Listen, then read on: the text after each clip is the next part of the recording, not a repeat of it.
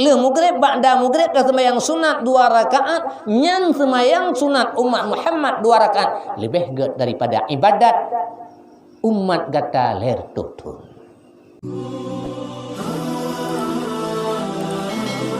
Ya. Wate nejak Nabi Isa bak satu bukit, nekalan anak bate cukup laga.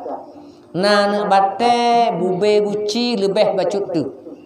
Sang-sang ate gejenguk lang anak batenya semula ke dalam. Kun tanyo bate monde sang-sang dalam. Geputar-putar Nabi Isa.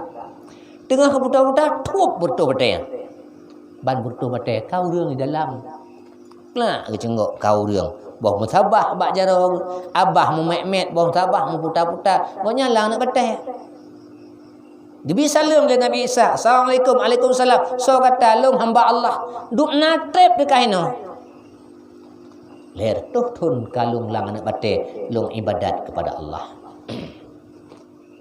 Tayang le Nabi Isa ba Allah melalui malaikat Jibril. Ya Allah, nalain yang lebih mulia, nalain yang lebih god ya Allah daripada hamba droninyo lama nak bataji ibadat ler tuhun ya Allah, nalain yang god. Dan rasul ya Allah, wahai Isa melalui malaikat Jibril, wahai Isa, bek terfikir hamba lun yang kan ibadat lang anak batainya kalau mu sagot kon. Nalain yang lebih god tah di akhir zaman sino lun pulahe siro kekasih lun habibi wa tabibi Muhammad. Lun beri kepada Muhammad satu malam yang namanya malam nisfu Sya'ban. Kalewat. Bak malamnya leuh maghrib umat Muhammad ismayang ba'da maghrib 2 rakaat. Karena ada sembahyang leuh maghrib malam Nabi Sya'ban 2 rakaat.